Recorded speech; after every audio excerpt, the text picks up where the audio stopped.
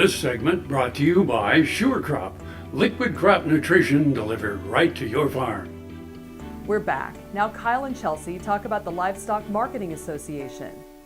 Hi, this is Kyle Bauer visiting with Chelsea Good. Chelsea is with LMA.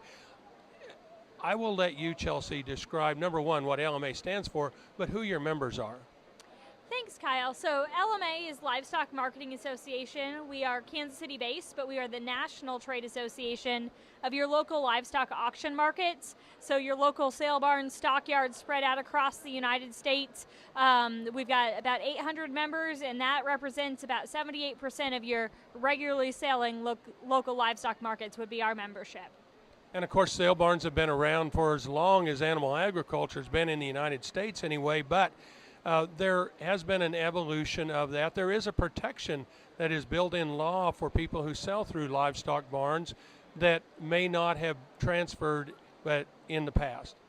You're absolutely right, Kyle. So, we've got a strong history in the United States of having these concentration points, from the Kansas City stockyard to what we see as our local sale barns today.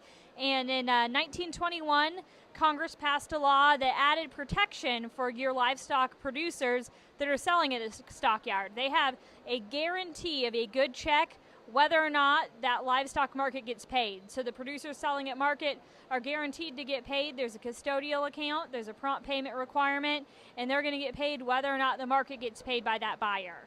But there's been a recent change that expands that protection. You're correct, Kyle. So we had a law that passed just here in 2016 that clarifies online and video auctions are also subject to the same law, just like your fixed facility livestock markets. If a producer is selling in an online or a video market, they also have that same protection. They're guaranteed of a good check whether or not the video auction gets paid or not. Okay, as a livestock producer then, I'm protected at the packer, I'm protected at the sale barn, I'm protected at a video auction, but there's still an area that I may not have the protection I think I have.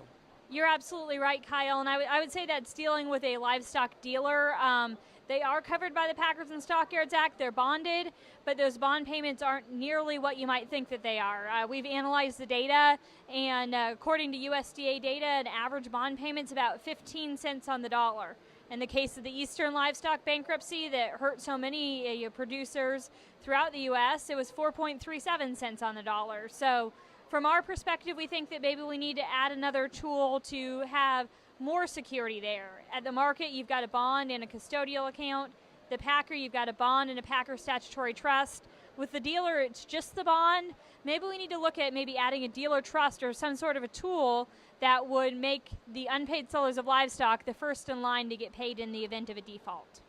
We're visiting with Chelsea Good. She's with the Livestock Marketing Association. This is Kyle Bauer reporting. Back to you, Jamie. Thanks, Kyle. Come back after the break and hear what Galen Erickson has learned from doing research and visiting with Nebraska cattle feeders. This Medford, New Jersey school bus runs on biodiesel, and so do these. In fact, all of these buses run on clean-burning biodiesel, which is great because the more we use biodiesel in our heavy-duty vehicles, the less carbon pollution in our air. Think how great it would be if more of our school buses ran on biodiesel. More biodiesel, less carbon pollution. More is less. Biodiesel, America's advanced biofuel.